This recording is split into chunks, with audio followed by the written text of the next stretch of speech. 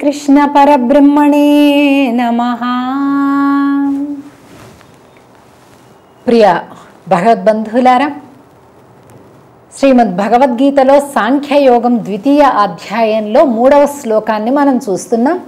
జాగ్రత్తగా శ్రీమద్ భగవద్గీత గ్రంథాన్ని మనం తెరిచి ఆ 3వ శ్లోకాన్ని ఒకసారి చూస్తే ఏ శబ్దం ఎలాంటి అర్థాన్ని కలిగింపజేస్తుందో భగవానుడి యొక్క ముఖం నుండి వెలువడినటువంటి ఆ శబ్దాన్ని జాగ్రత్తగా దాని అర్థాన్ని మనం బుద్ధిలో నిలుపుకునేటటువంటి ప్రయత్నాన్ని చేద్దాం. కాబట్టి ఈ పుస్తకాన్ని జాగ్రత్తగా ఎదురుగా పెట్టుకొని చూస్తే మనకి ఆ అర్థం మరింత బాగా నిలిచిపోతుంది.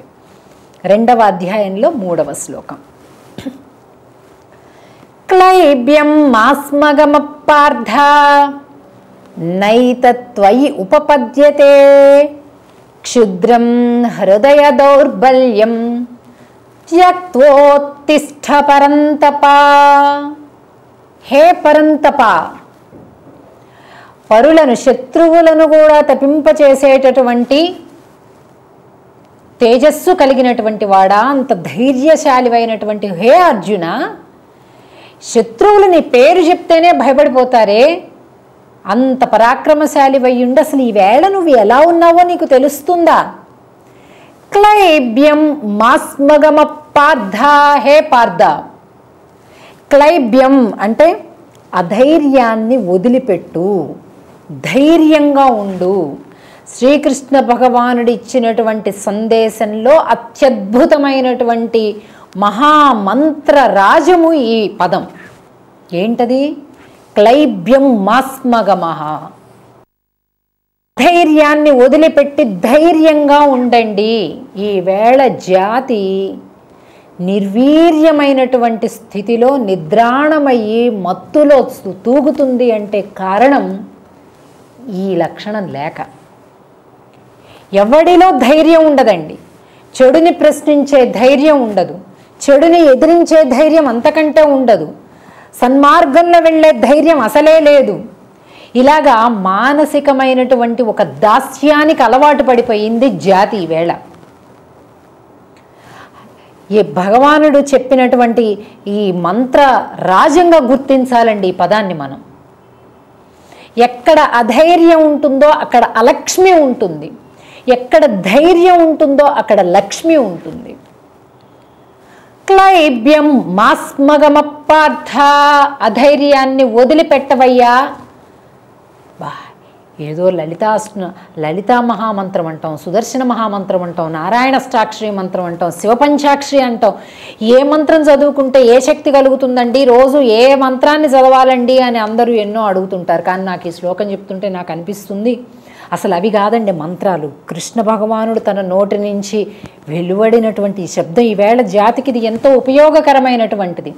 ఆ మంత్రాలన్నీ కూడా ఆధ్యాత్మిక సాధన సంపత్తిని పెంచొచ్చు కాక, కానీ ఈ మంత్రం ఉంది చూసారా, అధైర్యాన్ని వదిలిపెట్టి ధైర్యంగా ఉండు అనేటటువంటి ఈ మంత్రం ఒక మనిషిగా మనల్ని నిలబెట్టేటటువంటి మంత్రంగా నాకు అనిపిస్తుంది.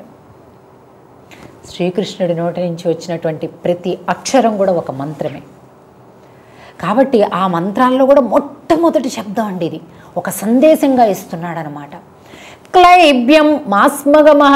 ఏదో అర్జునుడు ఏడుస్తున్నాడు, అర్జునుడితో మాట్లాడుతున్నాడు అండి, అవన్నీ మనం సీరియస్గా తీసుకోవటం ఏమిటండి అని తప్పించుకోవాలని చూస్తున్నారేమో. కాదు, అర్జునుడిని వంకగా పెట్టుకొని మనకి ఉపదేశించేదండి ఇదంతా. అర్జునుడికి విషాదాన్ని క్రియేట్ చేసిందే ఆయన. అర్జునుడు అలాంటి వాడు కాదు. మరి ఎవరో వాడికి చెబితే కానీ తన మనసులోని ఆంతర్యం ఏంటో జనానికి జాతికి అందుతుంది. అందుకోసం పాపం అర్జునుడిని వంకగా చేసుకుని ఏముందండి, భగవానుడు తలుచుకుంటే కుంటివాడు కొండలెక్కుతాడు, గుడ్డివాడు వేదాలు చదవగలుగుతాడు, అసలు ఏమైనా అవుతుంది కదండి. ఆయన అనుగ్రహం ఒక్కటి కలిగితే ఏది ఎలాగైనా అవుతుందండి. ఇవన్నీ ముందు చేసేవన్నీ ఊరికే మానవ ప్రయత్నాలు తప్ప వాడు తలుచుకున్నాక ఏదైనా సాధ్యమేనండి, భగవంతుడు అనుగ్రహం కలిగితే చాలు.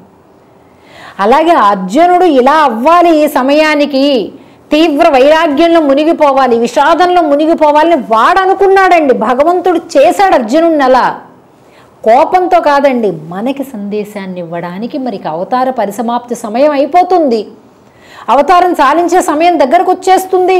ఇంకా ఎక్కడ ఆయనకు ఉన్నటువంటి ఆ వేద జ్ఞానాన్ని మనకు అందించడం అవ్వలేదు, జాతి భ్రష్టు పట్టిపోతుందేమో, సరైన అర్థాన్ని వేదానికి తెలుసుకోలేదేమో, కాబట్టి నేను తొందరగా చెప్పేయాలి, వీళ్ళకి సందేశాన్ని ఇవ్వాలి అని భగవంతుడు అనుకున్నాడు.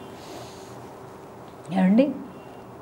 కాబట్టి ఏమని చెప్పాడు భగవానుడు? మహామంత్ర రాజ్యం ఈ శ్లోకం ద్వారా మనం పొందవచ్చు.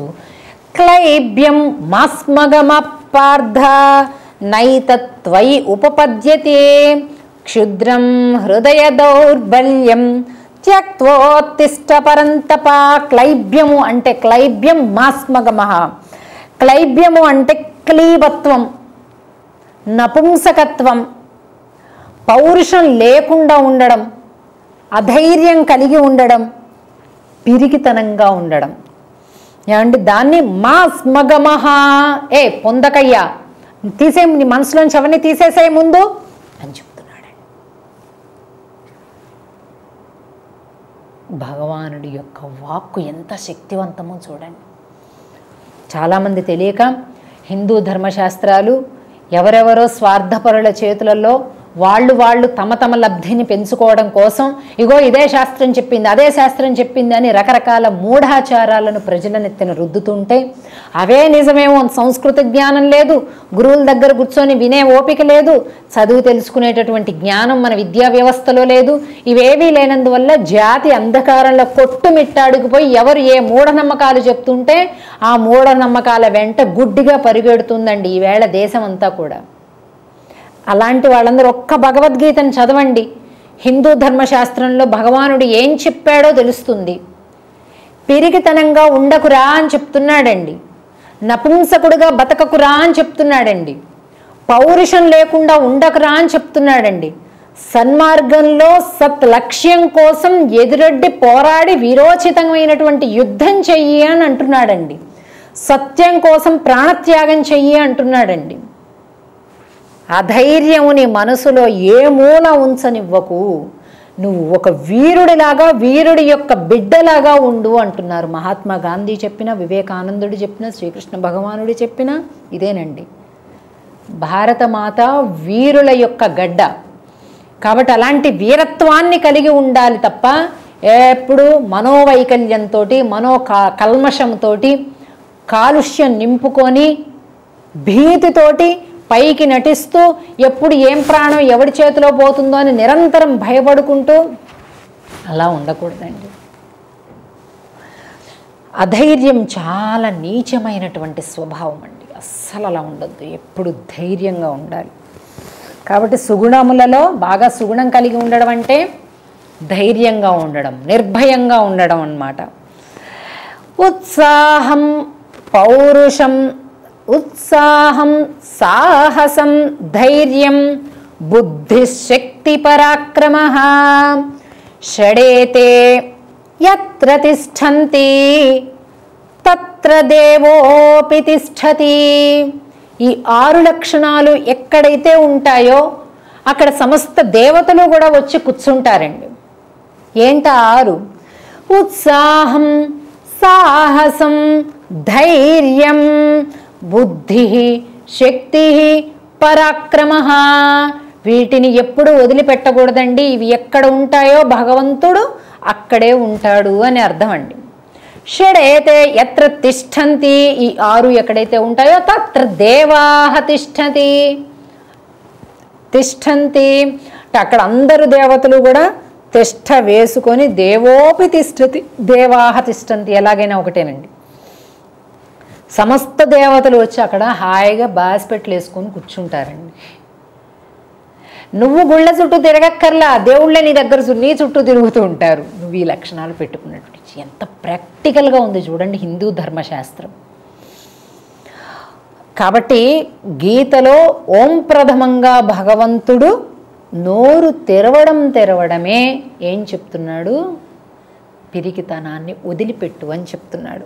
ఇంకా ఈ శ్లోకంలో ఏం చెప్తున్నాడో మళ్ళీ తిరిగి చూద్దాం. సర్వం శ్రీకృష్ణార్పణమస్తు.